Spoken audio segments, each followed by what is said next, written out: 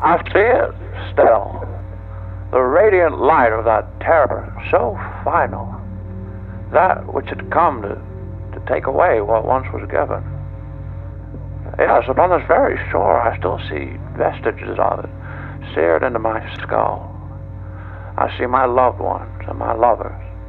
The very shape of a life, a long, winding line from beginning to end.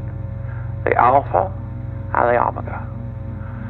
And I see myself, singular, speaking now alone, and knowing what is, what must be, and what was perhaps not meant to be known.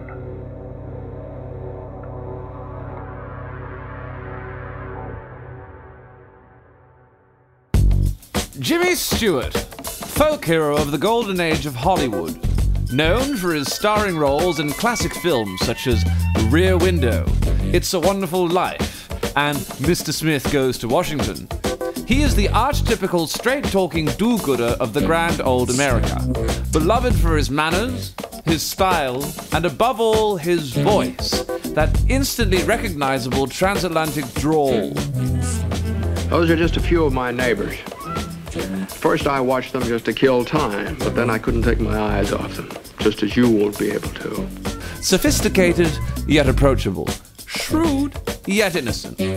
But beneath the polish of his public persona, a profound secret has long lain dormant.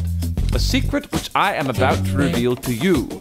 I do not exaggerate when I say that this earth-shattering new discovery may reveal to us not only the true nature of this extraordinary man, but the true nature of humanity itself.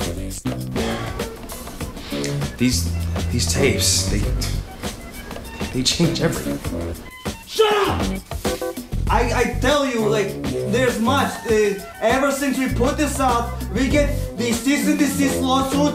We get the people going into this and they say it's offensive. We get the anti-social movements. They want to kill us. They sent a letter in the bombs. I don't even know what I want anymore. Jimmy Stewart, film star.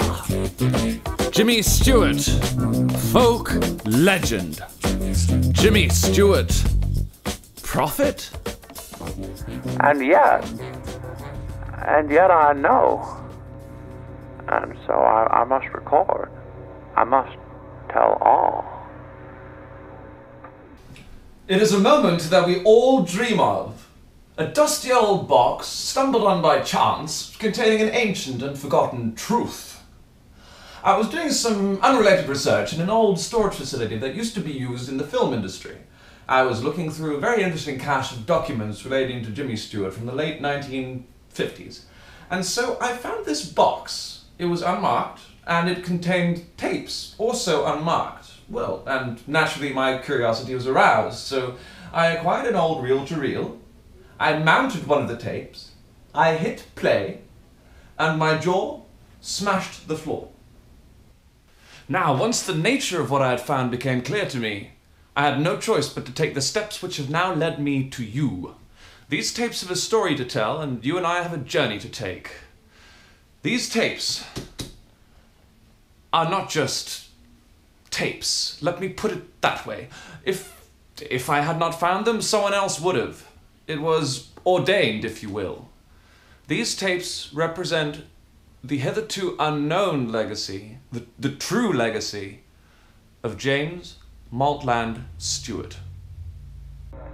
And so it was said, the house would burn, and the children would burn, and the woman and the man would burn, yes, father of mother, and mother of father, and finally I too would burn, and all would be lost.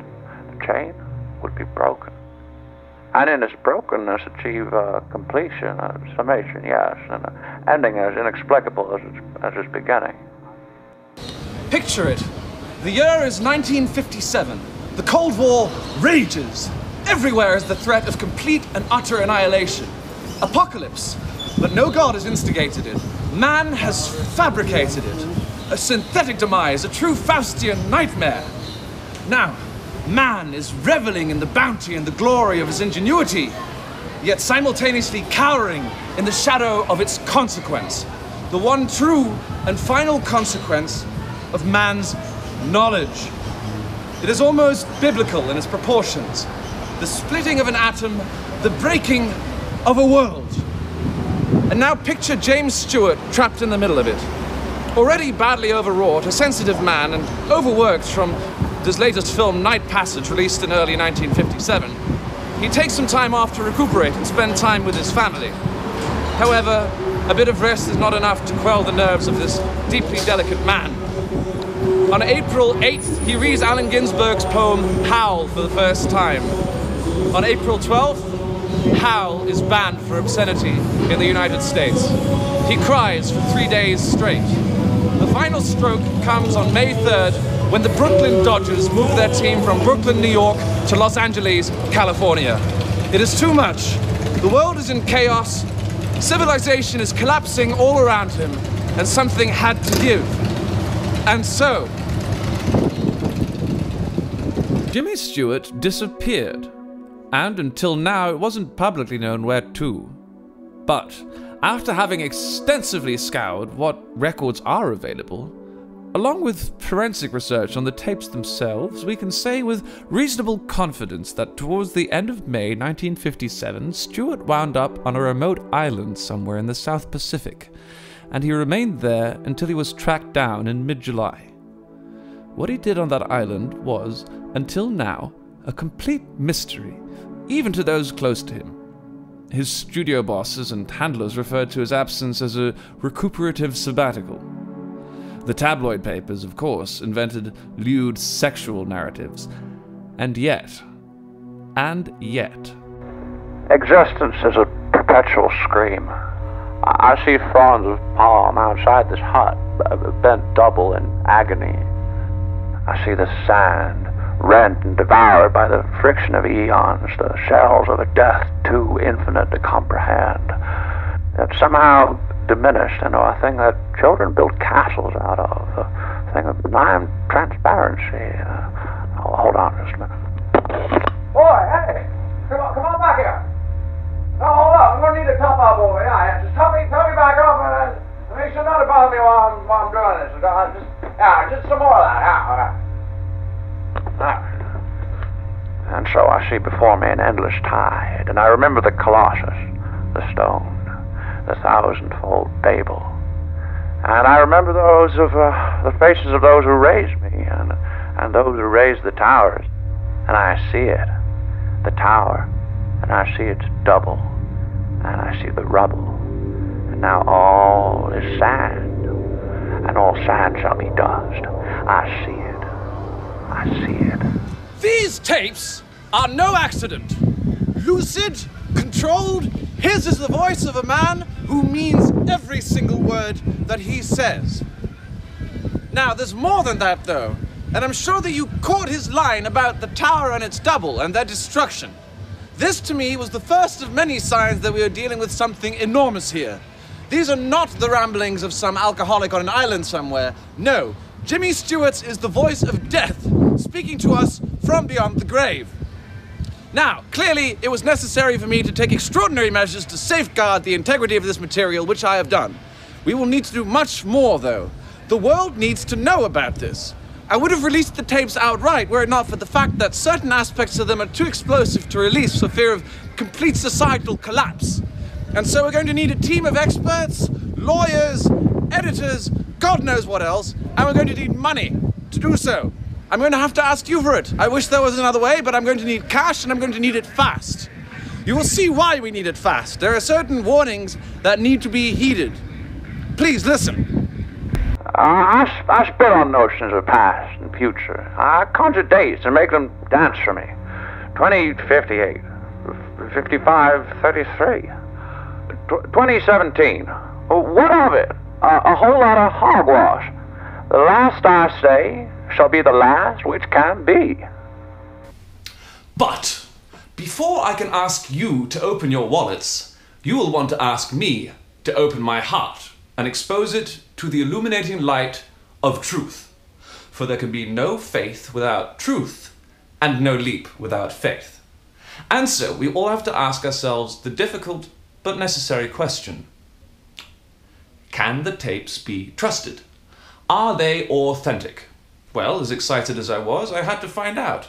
And so I called in the experts to find out, are the tapes the real deal? Unquestionably. Absolutely. 100%. These are authentic. These are some of the most authentic tapes I've ever heard in my entire career. This is Jimmy. We all know Jimmy. Everyone knows Jimmy. We all have our impressions. I have mine. I'm sure you have yours. Yes, yes. You know, I'm Jimmy Stewart. You know, I'm afraid of heights. Don't trust the government. But I'm all American. I have a cold one with the voice. That's fantastic. That's very close. But it's not quite Jimmy, It's is not it? quite Jimmy. And I should know, being the foremost Jimmy Stewart impersonator in the Northern Hemisphere, we have to go back and rewrite all the biographies. Everything. We have to completely relook at how we think about him and what we know about him. I mean, this is just, it's too important. I mean, I thought about killing you. Right, well, I've taken measures against that, believe me. Of course, I'm sure you have. And there it is. Is your heart beating as fast as mine is? God, I hope it is, because now is the time for me to ask you for your help. I've talked to my people and we've come up with a figure to produce a full-length documentary blowing the lid off of this thing once and for all. We've stripped every expense, every luxury from this figure. We will be working round the clock for no profit at all. It needs to get out. Documentaries are expensive, however. Still, we've arrived at a figure that we think is reasonable. What we're going to need from you altogether is $100,000. That's it. It's not much for a documentary, and I think if all of us pitch in, we can pull it off. It's too important not to. And so, think about Jimmy. Think about him right now. Think about the man and what he wanted to say. And also, think about yourself. And think about what you need to know. What we all need to know. And please, act fast. For there is not much time.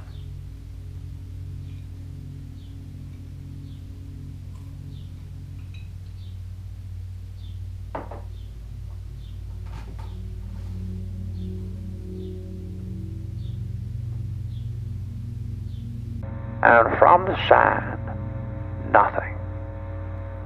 And from the rubble, nothing. The skies, the wind, and then something truly extraordinary.